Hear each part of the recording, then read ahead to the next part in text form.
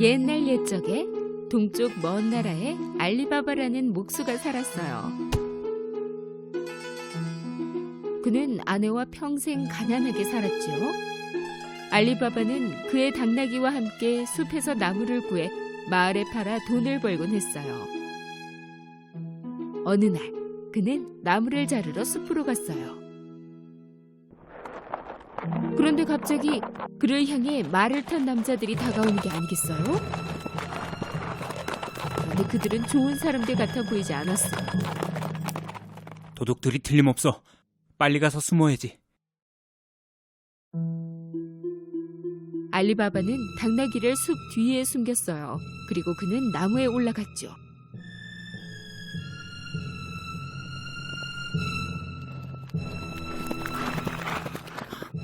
알리바바가 그 숫자를 세어봤더니 정확히 40명이었어요.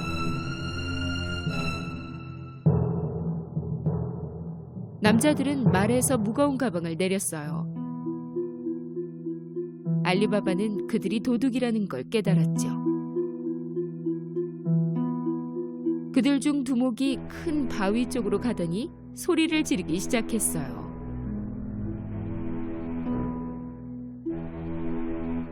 열려라 참깨, 열려라. 그런데 갑자기 뭔가 놀라운 일이 벌어졌어요. 그 큰 바위가 문처럼 열리는 게 아니겠어요? 그리곤 동굴이 나타났어요. 그 도둑들은 한 명씩 가방을 날랐어요. 그 짐들을 모두 옮기고 나자 문이 자동으로 닫혔어요. 그 모습을 본 알리바바는 할 말을 잃었어요. 잠시 후 그 바위가 다시 열리더니 도둑들이 나왔어요.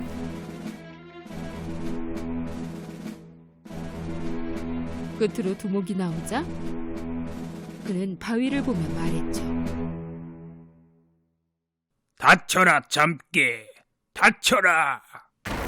그 커다란 바위가 바로 닫히자 그 도둑들은 말에 올라타고 어디론가 가버렸어요.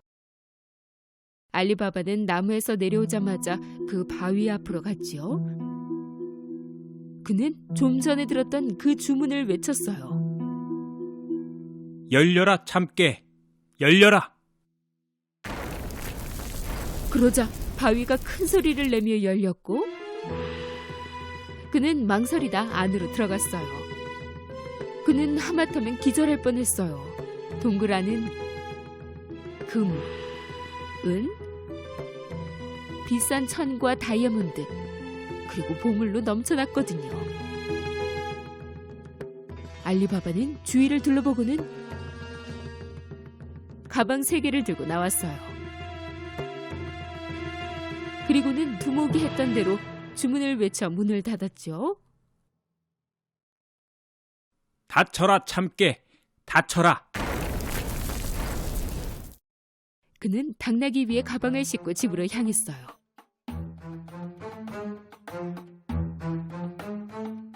집에 도착한 알리바바는 아내에게 가방을 보여주었어요. 그녀는 보고도 믿을 수가 없었죠. 분명 알리바바가 훔쳤을 거라고 생각했어요. 이 금들을 다 어디서 났어요?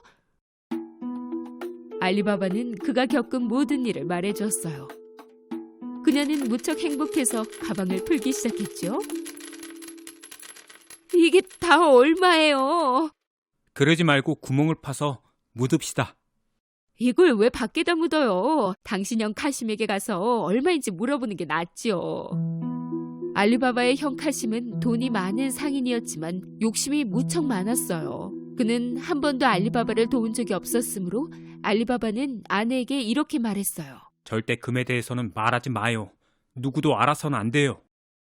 그러자 알리바바의 아내는 카심에게 가서 계량컵을 부탁했어요. 그들이 무척 가난한 걸 아는 카심은 바로 이렇게 말했죠. 계량컵은 어디에 쓰려고? 너희들은 돈도 없잖아. 아내는 곧바로 거짓말로 둘러댔어요. 물론 카심은 그녀를 믿을 수가 없어서 몰래 그 컵 아래에 꿀을 발라 그녀에게 주었죠. 집으로 돌아온 그녀는 알리바바와 금을 측정하기 시작했어요. 그리고는 다시 묻기 시작했죠.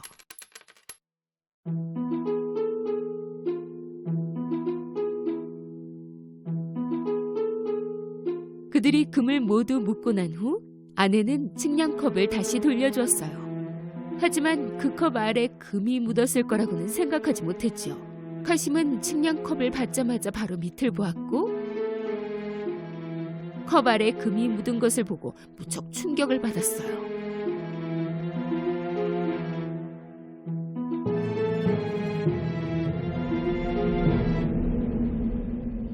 도대체 알리바바가 이 금이 어디서 났을까? 카심은 밤새 잠을 이루지 못했어요. 아침이 되자 그는 일어나서 바로 알리바바의 집으로 향했죠. 그는 컵 아래 묻은 금을 보여주었어요.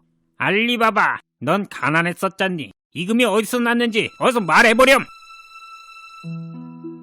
알리바바는 누구에게도 말해주지 않았던 그 일들을 형에게 모두 말해주었어요. 그 동굴이 어딘지 말하지 않으면 그 도둑에게 가서 이 사실을 전부 말하겠다. 하지만 형님, 알리바바는 카심이 정말 그렇게 할 것이라고 생각했어요. 방법이 없었죠. 할 수 없이 그들은 함께 동굴로 갔어요. 동굴은 이 바위 뒤에 있어요. 이제 얼른 가요 우리. 그 도둑들이 올 때가 된 것 같아요. 그러곤 그들은 집으로 돌아왔어요. 하지만 카심은 그 동굴에 대한 생각이 떠나지 않았죠. 그는 즉시 당나귀 2마리와 함께 그 동굴로 갔어요. 그는 그 동굴 앞에 도착해서 알리바바가 알려준 그 주문을 외웠어요. 열려라 참깨. 그 큰 바위가 갑자기 움직이더니 동굴이 나타났어요. 카심은 믿을 수가 없었죠. 안을 들여다보고는 할 말을 잃었어요. 반짝거리는 금이 그를 매혹시켰거든요. 그는 가져온 가방에 서둘러 최대한 많은 금을 챙겨 넣었어요. 그는 더 이상 넣을 공간이 없자 문 쪽으로 갔어요.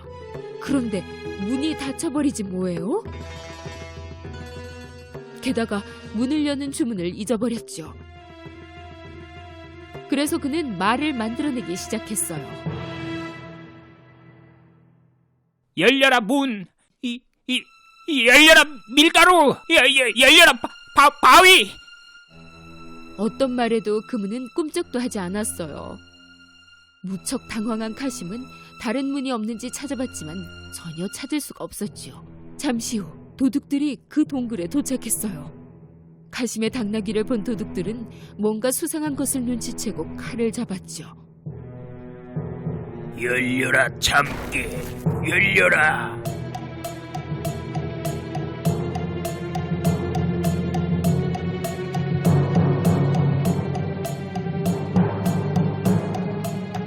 드디어 문이 열렸고 그 도둑들은 카심을 붙잡아 바로 그를 벌하였어요.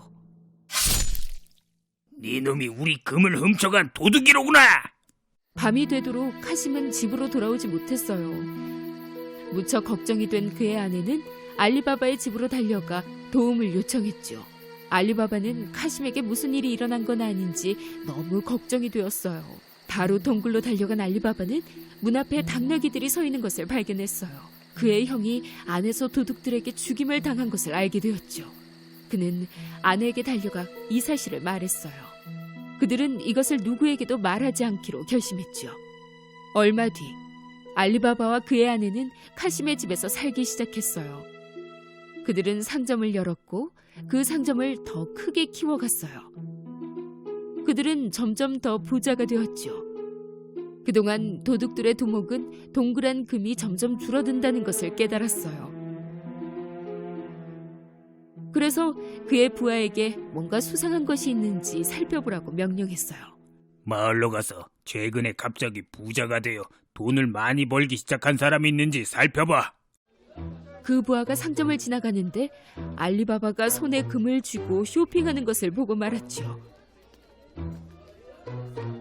그래서 집까지 따라갔어요. 알리바바가 집에 도착하자 도둑은 문에 표시를 해두었어요. 날이 어두워지자 카심의 부인은 동물들에게 신선한 물을 주려고 나와서는 그 문에 있는 표시를 보게 되었죠. 그녀는 그것이 좋은 징조가 아닌 것 같았어요. 그래서 물감을 가져다가 이웃에 있는 모든 집 문에다가 같은 표시를 했죠. 아침이 되자 40명의 도둑들은 알리바바의 집을 찾으려고 나타났어요. 하지만 모든 문에 같은 표시가 되어 있는 것을 보고는 돌아갈 수밖에 없었죠. 도둑은 꼭 찾아낼 거라고 결심했어요. 그는 변장을 해서 상점들을 돌아다녔어요. 마침내 알리바바를 발견한 그는 그의 집을 따라갔어요. 그리고는 문을 두드렸죠. 알리바바가 대답했어요. 저 멀리서 왔는데요. 올리브 오일로 가득한 주전자가 있어요. 당신이 이 지역에서 제일 부자라고 들었어. 제발 이것들 좀 사주면 좋겠수다.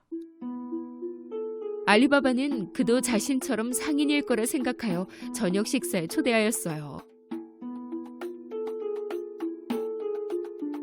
그 도둑은 알리바바의 집으로 40개의 주전자를 가져왔지요. 알리바바는 조수들에게 거한 저녁 식사를 준비하라고 일렀어요. 그는 그 두목을 하룻밤 묵게 할 생각이었죠. 물론 그 두목도 그렇게 하겠다고 했어요. 알리바바와 도둑이 식사를 하고 있을 때 카심의 부인이 올리브 오일 주전자 안을 들여다보기 위해 다가갔어요. 그런데 갑자기 이상한 소리가 들리지 뭐예요? 우리 지금 나갈까? 아니야 아직 때가 아니야. 그녀는 올리브 오일 대신 무슨 짓을 꾸미려고 들어온 도둑이라는 것을 알게 되었죠.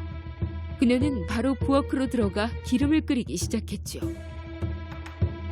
그 다음 그 오일들을 각각의 주전자에 붓기 시작했어요. 물론 그 도둑들은 조용히 튀겨져 버렸죠.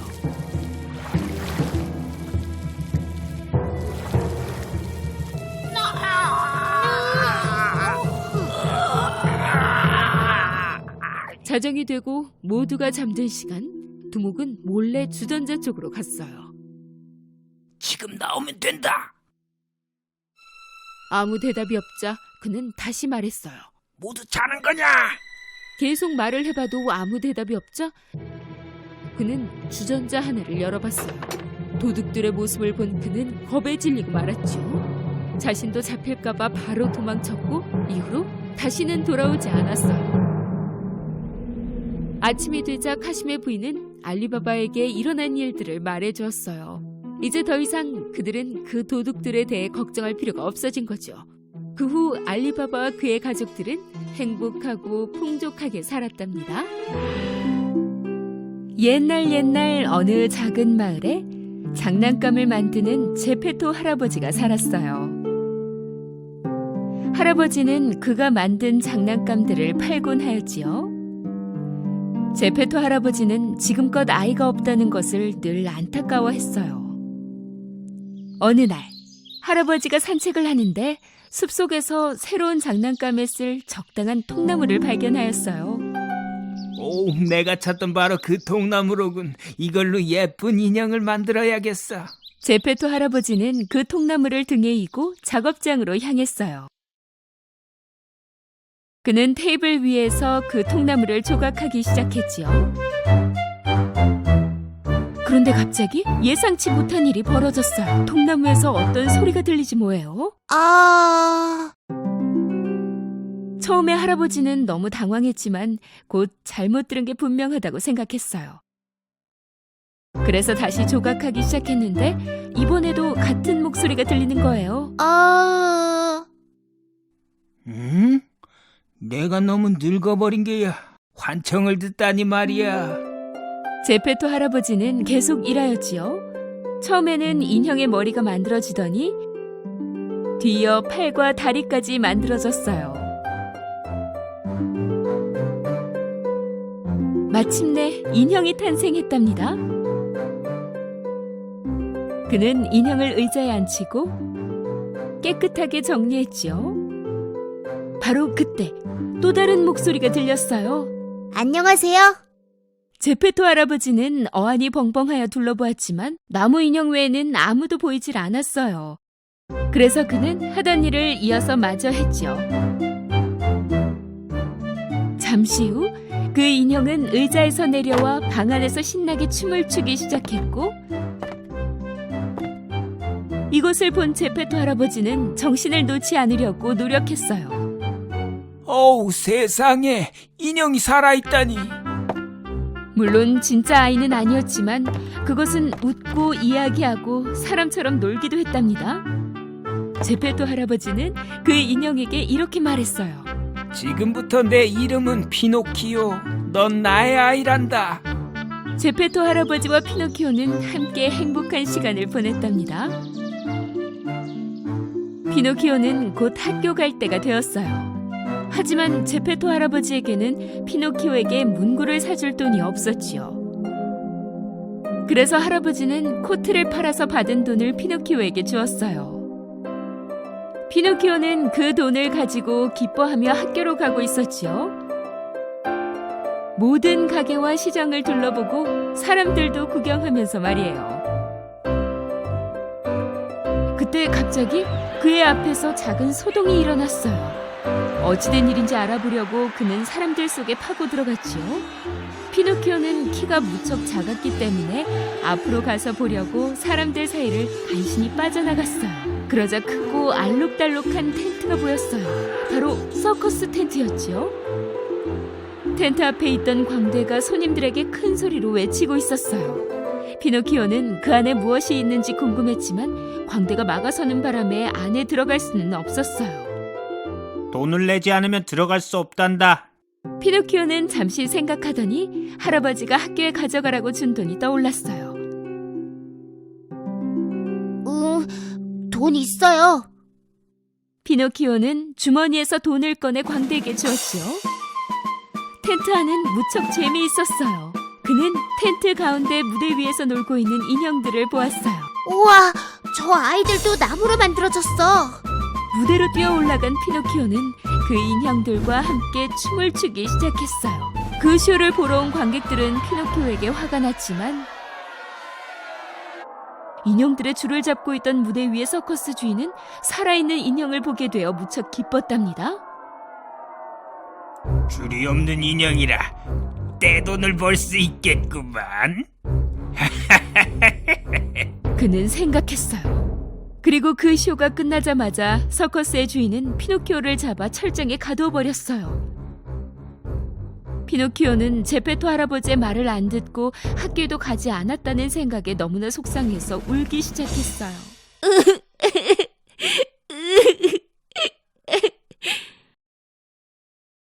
그때 후회하던 피노키오를 지켜보던 한 요정이 피노키오 옆에 나타났어요.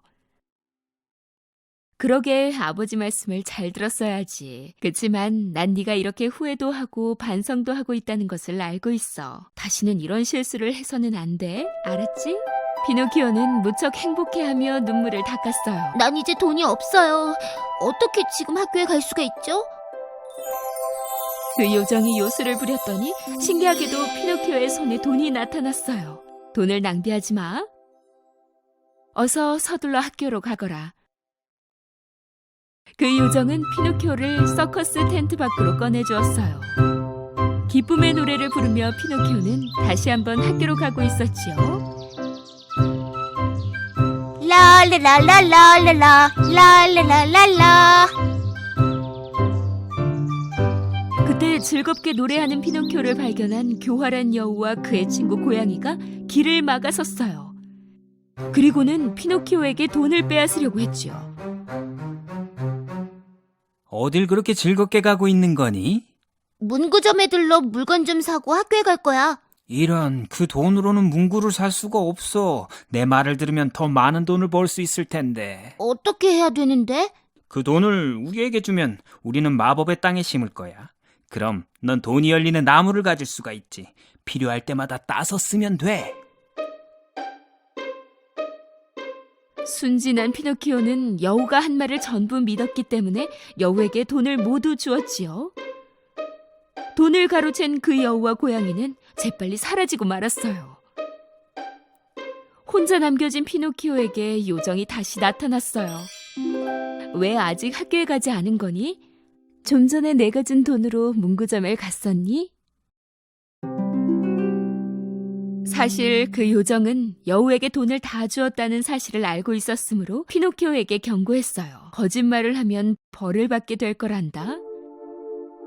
피노키오는 그 요정의 경고를 듣고도 결국 거짓말을 했어요. 네, 문구를 샀었는데요. 학교에 두고 왔어요. 피노키오가 말을 끝내자마자 그의 코가 길어지기 시작했어요.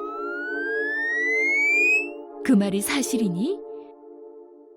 피노키오가 또 거짓말을 하자 그의 코는 점점 더 길어졌어요. 결국 그는 머리를 움직일 수조차 없게 되어버렸지요. 어떡해. 이제 어떡하지? 마침내 피노키오는 자신의 잘못을 깨닫고 요정에게 일어난 모든 일을 털어놓기 시작했어요. 피노키오가 이제 옳은 길을 가고 있다고 생각한 그 요정은 그의 코를 다시 되돌려 놓았어요. 사실을 털어놓으니 이제 너를 용서할게. 그 요정은 다시 요술을 부려 여우에게 빼앗긴 돈도 되돌려주었고 다시는 돈을 낭비하지 말라고 경고하였답니다. 피노키오는 돈을 손에 꼭 쥔 채 노래를 부르며 다시 걷기 시작했어요. 하지만 이번에는 또 다른 위험이 기다리고 있었어요. 피노키오를 가둬두었던 그 서커스 주인이 피노키오의 눈앞에 다시 나타났지 뭐예요. 피노키오가 도망가자 그 서커스 주인은 무척 화가 나 그를 혼내주고 싶어 했어요. 그는 피노키오를 잡아 바다로 던져버렸어요. 피노키오는 바다에 빠졌지만 가라앉지는 않았어요. 나무로 만들어진 피노키오는 수면 위에 떠 있을 수 있었지요. 피노키오는 오히려 너무 편안하여 팔다리를 이용해 수영하기 시작했어요. 그리고 피노키오가 해변가로 헤엄쳐가는 도중에 일이 또 일어났어요. 무슨 일이지? 여기가 도대체 어디야? 피노키오는 갑자기 어두운 곳에 갇혔다는 것을 깨달았어요. 아무리 주변을 둘러보아도 나갈 수 있는 곳은 보이지 않았지요. 사실 피노키오는 커다란 물고기의 뱃속 중앙에 앉아 있었어요. 피노키오는 물고기에게 잡아먹혔던 것이었어요. 한편 제페토 할아버지는 피노키오를 무척 걱정하며 그를 찾아 나섰어요. 피노키오! 피노키오! 마침내 제페토 할아버지는 피노키오가 던져졌던 그 해변에 도착했어요. 할아버지는 혹시 피노키오를 본 사람이 있는지 어부들에게 물어봤지요. 그런데 마침 한 어부가 피노키오를 기억하고 있었어요. 그는 피노키오가 바다에 빠졌다고 얘기해 주었지요. 제페토 할아버지는 그 어부에게 도움을 요청했어요. 할아버지가 무척 좋은 분이라고 생각한 어부는 요청을 거절할 수가 없었지요. 그래서 그는 할아버지가 피노키오를 구할 수 있도록 작은 보트를 내주었어요. 제페토 할아버지는 보트에 올라 항해를 시작했어요. 그런데 갑자기 큰 폭풍이 몰려왔어요. 그 작은 보트는 더 이상 큰 파도를 견뎌내지 못하고 부서지고 말았어요. 할아버지는 결국 바다 한가운데 표류하게 되었지요. 제페토 할아버지는 너무 나이가 많고 또 수영을 할 줄 몰랐기 때문에 깊은 바닷속으로 가라앉기 시작했어요. 바로 그때 피노키오를 삼켰던 그 거대한 물고기가 제페토 할아버지도 삼켜버렸지 뭐예요. 제페토 할아버지는 물고기의 목구멍에서 미끄러져 곧바로 뱃속으로 들어갔지요. 그리곤 한 아이의 우는 소리를 들었답니다. 할아버지는 누구의 목소리인지 바로 알아차릴 수 있었어요. 피노키오, 내 아들아. 결국 너를 찾았구나. 얼마나 걱정했다고. 아버지의 목소리를 듣고 피노키오는 울고 있는 할아버지를 껴안았어요. 아빠 말씀을 어겼어요. 죄송해요. 용서해주세요. 이제부터는 아빠 말씀 잘 들을게요. 피노키오가 진심으로 미안해하는 모습을 본 요정은 다시 나타나서 그들을 구해주기로 결심했어요. 그녀는 제페토 할아버지와 피노키오를 물고기의 뱃속에서 꺼내 해변가로 보내주었답니다. 그날 이후 피노키오는 아빠 말씀을 잘 듣는 아주 영리한 소년이 되었어요. 매일 학교에 갔고 방과 후에는 곧장 집으로 달려가 작업장에 계시는 아빠의 일손을 도왔답니다. 그 요정은 이렇게 멋지게 변한 피노키오에게 선물을 주기로 결심했어요. 어느 날 밤 피노키오가 자고 있을 때 그녀는 침대 곁으로 다가와 그에게 요술을 부렸어요. 아침이 되자 피노키오는 일어나서 여느 때처럼 학교에 갈 준비를 하였어요. 침대 밖으로 나온 피노키오는 뭔가 다르다는 것을 깨달았죠. 처음에 피노키오는 자신의 손을 본 후 그의 몸도 살폈어요. 그는 무척 놀랐답니다. 그는 더 이상 나무로 만든 인형이 아니었어요. 그는 진짜 소년이 되어 있었던 거예요. 너무 기뻤던 피노키오는 할아버지에게 달려갔어요. 저 좀 보세요. 진짜 소년이 된 피노키오를 보자 할아버지는 무척 행복했지요. 세상에 정말 아들을 갖게 되었어. 아빠와 아들은 서로 얼싸안으며 기쁨의 눈물을 흘렸어요. 그 후 피노키오는 다시는 거짓말을 하지 않았고 멋진 코도 다시는 변하지 않았어요.